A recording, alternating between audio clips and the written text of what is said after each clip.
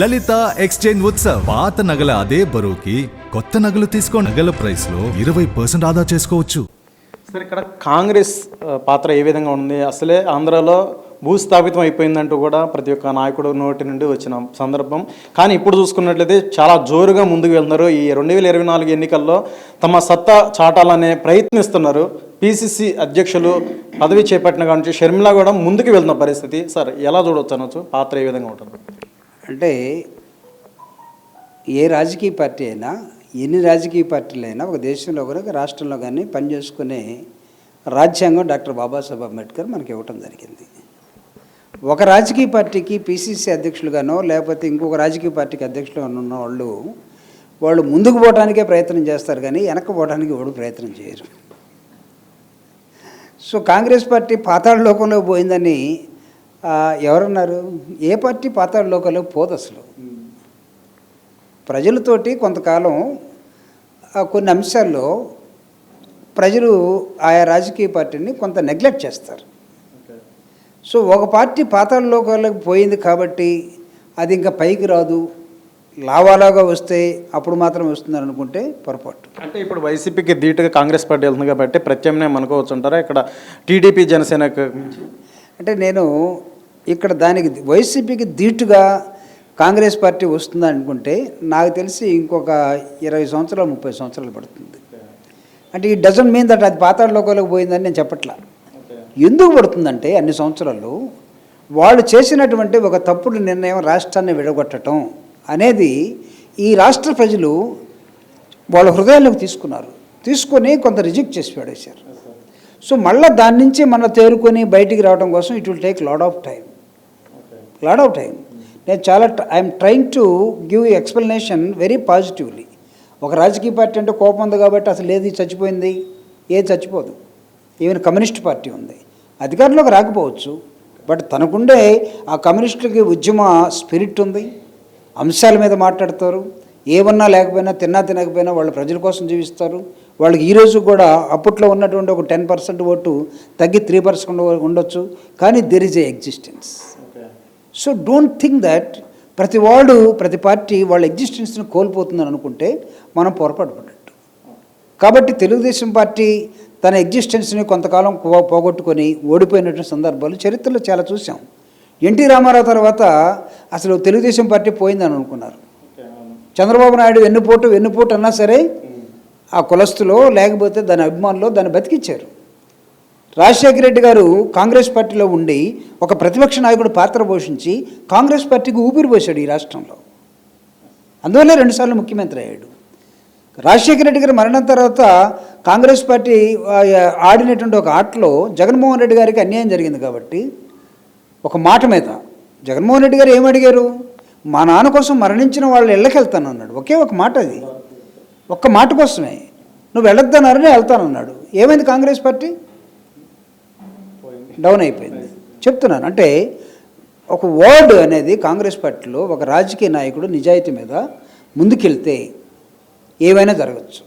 ఈరోజు వైఎస్ఆర్ కాంగ్రెస్ పార్టీకి ధీటుగా వచ్చే రాజకీయ పార్టీ తెలుగుదేశం లేక వాళ్ళు అప్పు తెచ్చుకొని అరువు తెచ్చుకొని ఎప్పుడూ అసెంబ్లీలోకి ఎంటర్ అవుదామని చూస్తున్నటువంటి పవన్ కళ్యాణ్ని తెచ్చుకుంటే తప్ప మేము అసెంబ్లీలో ఉండలేమనే దశలోకి వాళ్ళు వెళ్ళిపోయారు.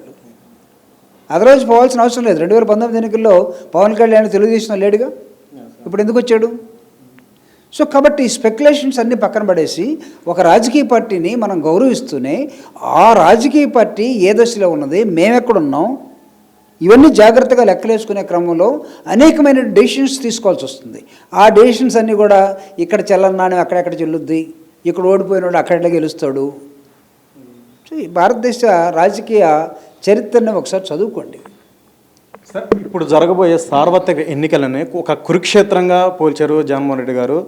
అయితే ఈ యొక్క యుద్ధంలో నేను సిద్ధమే అంటూ ప్రతిపక్షాలు పిలిపించిన నేపథ్యంలో మేము సిద్ధమే, ఎవరు మనల్ని ఆపేది అని ఫ్లెక్సీలు అనేవి విజయవాడలో రావడం యొక్క దుమారమే లేపుతుంది. ఇంకా గుడివాడలో చూసుకున్నట్లయితే కొడాలి నానబెట్టిన ఫ్లెక్సీకి ఇక్కడ ధీటుగా టీడీపీ కూడా సై అంటూ కూడా ఈ యొక్క ఫ్లెక్సీలు రగడ ఏ విధంగా ఉంటుంది, ఇంక ఎన్నికలు దగ్గర పడుతున్నాయి, ఇంకా ఎన్నికలు కోడ్ వచ్చిన తర్వాత ఏ విధంగా మారుతుంది అనేది ఉత్కంఠ ప్రతి ఒక్క నాయకుల్లో ఉంది, ప్రజల్లో కూడా ఉంది. ఏ విధంగా చూడచ్చు? అసలు దీని మీద ఉత్కంఠ ఉండాల్సిన అవసరం లేదు, ఉండదు కూడా. ఎందుకంటే మేము ఎన్నికలు అనేది జనరల్గా దాన్ని మనం సినానిమస్గా చెప్పాలంటే ఏదో ఒక యుద్ధం అని అన్నాం మేము. యుద్ధాలు అంటంతో మామూలు కౌరవులు పాండవులు మధ్యలో ఉండే ఒక వ్యక్తి శ్రీకృష్ణుడు లాంటి ఒకడు ఇలాంటి వాళ్ళు అందరూ కనపడుతూ ఉంటారు. మేము సిద్ధం అన్నాం. మేము సిద్ధం అన్న తర్వాత మూడు అక్షరాలకి అటు గ్యాప్ ఉంది, ఇటు గ్యాప్ ఉంది. ఇక్కడ మేమని పెట్టుకోవచ్చు, మేము కూడా సిద్ధమని, లేదా మేము సిద్ధంగా లేవని కూడా పెట్టుకోవచ్చు యువతల వైపు. కాబట్టి అందరూ సిద్ధంగానే ఉంటారు. దాంట్లో సపరేట్గా యాడ్జెక్టివ్స్ యాడ్ చేయాల్సినటువంటి అవసరం లేదు. మేము సిద్ధమని చెప్తున్నాం, మీరు కూడా సిద్ధపడండి. మీరు సిద్ధపడితేనే కదా యుద్ధం జరిగేది. కాబట్టి ప్రజాస్వామ్య ఎన్నికల్లో మామూలుగా 5 సంవత్సరాలకు ఒకసారి జరిగే ఎన్నికల్లో ఇవి అందరికీ ప్రెస్టేజ్గా తీసుకుంటారు, అందరూ పోరాడుతూనే ఉంటారు, అందరూ ఎడ్యుకేట్ చేసుకుంటూ ఉంటారు. అంతేగాని ఇక్కడ యుద్ధం అనేసరికి మొత్తం ఒక పార్టీ వాళ్ళందరూ చచ్చిపోయి ఒక పార్టీ వాళ్ళందరూ బతికుంటారని కాదు కదా. సో ఇట్స్ ఓన్లీ ఒక పోరాటం జరుగుతుంది. రెండు సిద్ధాంతాల మధ్య జరిగే పోరాటం ఇది. ఈ సిద్ధాంతాలు ఏంటంటే, ఒకటి ప్రజాస్వామ్యం అనే ఒక స్వేచ్ఛాభావాన్ని ఇచ్చేటువంటి వెల్ఫేర్ అనే ఒక సిద్ధాంతాన్ని జగన్మోహన్ రెడ్డి గారు తీసుకొని ముందుకెళ్తున్నాడు. సార్ ఇప్పుడు చూసుకున్నట్లయితే డెవలప్మెంట్, వెల్ఫేర్ ద్వారా డెవలప్మెంట్ వస్తుందని ఒక సిద్ధాంతాన్ని జగన్మోహన్ రెడ్డి గారు నమ్ముతున్నారు. చంద్రబాబు నాయుడు గారికి వెల్ఫేర్ మీద నమ్మకం లేదు. ఆయన ఒక సిద్ధాంతం తనకు ఉందో లేదో చెప్పలేకపోతూ ఉన్నాడు. పవన్ కళ్యాణ్ నేను ప్రశ్నించడానికి వస్తున్నా అన్నాడు, కానీ ఎప్పుడు ఎవరిని ప్రశ్నించాలో ఆయనకు అర్థం కావట్లేదు. ఆయన సిద్ధాంతం, చంద్రబాబు నాయుడు సిద్ధాంతం, ఆ రెండు కలిపి మా సిద్ధాంతంతో పోటీ పడితే అది యుద్ధం. కాబట్టి ఆ యుద్ధానికి, ఆ సిద్ధాంతాల మధ్య పోరాటానికి మేము సిద్ధంగా ఉన్నామని జగన్మోహన్ రెడ్డి గారు చెప్తున్నాడు. అయితే ఇక్కడ రాజకీయ పార్టీల మధ్య శత్రు వైరుధ్యాలుగా కొట్టుకోవటాలు, ఆ యుద్ధాల్లో జరిగినట్టుగా బాణాలు వేసుకోవటాలు, బాంబులు వేసుకోవటాలు ఇవి ఉండవు. ఇక్కడ మాటలతోటే ఉంటాయి, ప్రజలను ఎడ్యుకేట్ చేసుకునే విధానంలో ఉంటాయి. కాబట్టి దానిలో మేము ముందున్నామని, మేము సిద్ధమని చెప్తున్నాం. ఒకవేళ మీరు ఇంకా వెనకబడినారు కాబట్టి, మీరు ఏదో ఒక టయానికి వస్తారు కాబట్టి వచ్చిన టైంలో చూద్దాం. అప్పుడు కూడా మీరు సిద్ధం అయితే. ఇప్పుడు దాకా 175కి 175 పెడతామని మీరు చెప్పలేని వాళ్ళు మీరు సిద్ధంగా ఉన్నారని మేము ఎలా భావిస్తాం? అసలు మా యాంగిల్లో చూస్తే ఈడెవడో సిద్ధంగా లేడు మాతో పోరాటానికని మేము భావిస్తున్నాం. కాబట్టి ఇప్పటికి ఒక ఛాలెంజ్ విసురుతూ ఉన్నాం. మీరు 4-5 కలిసి మాట్లాడుతున్నారు కాబట్టి ప్రతిసారి జగన్మోహన్ రెడ్డి గారికి లేనిపోయిన అంటగట్టి, జగన్మోహన్ రెడ్డి గారి సైకో అని ఒకడు, జగన్మోహన్ రెడ్డి గారు ఎవరు మాట వినడని ఒకడు, ఇవన్నీ చేస్తున్నాడు. నేను అడుగుతున్నా, ఒకవేళ సైకో అనుకుంటే, ఒక సైకో ఇంత అద్భుతమైనటువంటి ప్రజాస్వామ్యబద్ధంగా ఒక వెల్ఫేర్ యాక్టివిటీస్ని రాష్ట్రంలో తీసుకొస్తున్నాడు అనుకోండి, మంచిదే కదా. ఆయనకి ఒక వెల్ఫేర్, ఒక మనిషిని మనిషిగా చూసే ఒక సమాజం కావాలని అతను నిర్ణయించుకొని ముందుకెళ్తున్నాడు అనుకోండి. ఆయన సైకో అయితే మాకేంటి, సైకో కాకపోతే ప్రజలకేంటి? అసలు మీకంటే ఏముంది? జగన్మోహన్ రెడ్డి గారు ఇంట్రొడ్యూస్ చేసినటువంటి ఇంగ్లీష్ మీడియాన్ని మీరు ప్రశ్నిస్తూ ఉన్నారు. సైకో ఆయన అవుతాడా, మీరు అవుతాడా? ఇప్పుడు అంబేద్కర్ విగ్రహాన్ని ఇక్కడ పెట్టారు. మొన్నెవరో ఒక పెద్ద మనిషి మాట్లాడుతూ ఉన్నాడు, కొండ మీద అమ్మవారు, కొండ కింద అంబేద్కర్ గారు, ఇది మాకు చాలా అవమానంగా ఉందని ఎవడన్నాడు.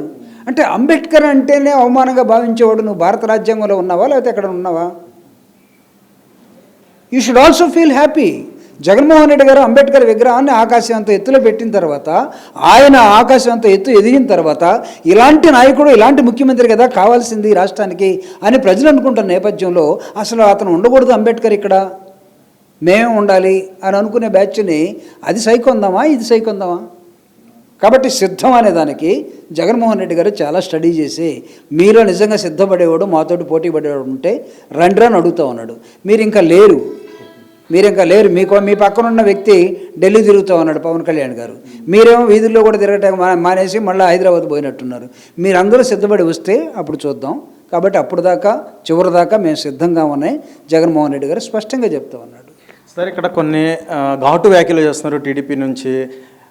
ప్రతి ఒక్క పథకంలో చూసుకున్నా కూడా అవినీతి జరిగింది. నిన్నటికి మొన్న అంబేద్కర్ ఒక స్టాచ్యూలో కూడా అక్రమాలు, అవినీతి జరిగిందంటూ కూడా చెప్పొస్తున్నారు. అలాగే దళితుల మీద ప్రధానంగా ఇక్కడ దాడులు అనేవి జరుగుతున్నాయి. ఈ యొక్క 5 ఏళ్ళలో జరిగినంత ఎక్కడా జరగలేదు, ఎప్పుడు జరగలేదంటూ కూడా టీడీపీ నాయకులు అంటున్న మాటలకి ఒక సామాజిక, అంటే గవర్నమెంట్ అడ్వైజర్గా సామాజిక న్యాయ ఏం చెప్పదలుచుకున్నారు మీరు ప్రభుత్వ సలహాదారుగా? అసలు నిజంగానే అటువంటి అనేది జరుగుతున్నాయి అసలు? అంటే సమాజంలో ఎప్పుడు ఘర్షణ ఉంటుంది. దట్టు నిచ్చెన మెట్ల కుల వ్యవస్థలో భారతదేశంలో అట్టడుగున ఉన్న వాళ్ళ మీద ఎవడైనా సరే దాడి చేయడానికి ప్రయత్నం చేస్తూ ఉంటాడు. ఈ దాడుల్ని ఖండిస్తూ ఉంటాం, వ్యతిరేకిస్తూ ఉంటాం, దానికి అడ్డుపడుతూ ఉంటాం. కానీ వైఎస్ఆర్ కాంగ్రెస్ పార్టీ మాత్రమే దళితుల మీద దాడులు చేసింది, దీని భూతత్వంలో చూడండి అని చెప్పే తెలుగుదేశం పార్టీకి నేను అందుకే చెప్తున్నా ముందు, ఇది ఫ్యూడల్ సొసైటీ, ఇది ఉగ్ర కులాలు ఉన్నటువంటి సొసైటీ, ఇది అగ్రవర్ణాలను అనట్లే నేను, ఉగ్ర కులాలుగా మారినటువంటి సొసైటీది. దీనిలో దాడులు జరుగుతాయి. కానీ దళితుల మీద మాత్రమే దాడులు జరిగాయి, జగన్మోహన్ రెడ్డి గారు చేయించాడనే ఒక అపోహని ఆయన మీద వేస్తూ ఉన్నారు. ఒకవేళ దాడులు జరగనటువంటి ఆయా పార్టీలు ఉన్నటువంటి ఆంధ్రప్రదేశ్ హిస్టరీని ఒకసారి చూడండి మీరు. కారం చేడు ఓచుకోత ఏ రాజకీయ పార్టీ ఉన్నప్పుడు జరిగింది? దీనికి సమాధానం చెప్పమనండి తెలుగుదేశం పార్టీని. ఇప్పుడు అసలు తెలుగుదేశం పార్టీ చాలా మంచి పార్టీ అని మాట్లాడే మా దళితుల్లో కూడా ఎవడని ఉన్నవాడు ఒకసారి హిస్టరీ చదువుకోమని నేను చెప్తాను. అట్లానే చుండూరు ఘటన జరిగింది. ఏ ప్రభుత్వం ఉంది అక్కడ? కాంగ్రెస్ ప్రభుత్వం. ఎందుకు జరిగినాయి దాడులు? ఈరోజు కూడా ఏదో ఒక మూలన ఎక్కడో ఒక చోట జరుగుతూ ఉంటాయి. నేను అందుకే చెప్తున్నాను, ఉగ్ర కులాలు, అసమానతలు, ఈ నిచ్చెన మెట్ల కుల వ్యవస్థలు ఒక మనిషిని ఇంకొక మనిషి స్వేచ్ఛగా అంగీకరించలేని సమాజంలో దరిద్రం 76 సంవత్సరాల తర్వాత కూడా మనం ఇక్కడ ఉండిపోయాం.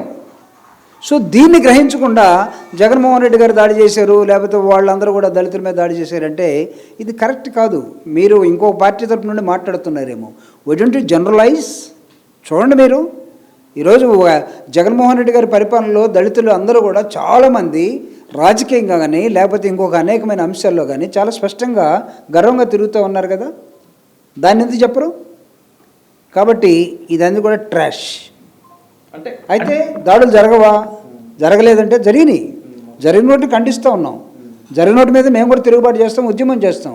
It doesn't mean that don't మీరు అసలు వైఎస్ఆర్ కాంగ్రెస్ పార్టీ వచ్చిన తర్వాత అసలు ఎవరి మీద దాడులు జరగవు అని మీరు భావిస్తే మీకు తప్పు. నేను చెప్తున్నాను, తప్పది.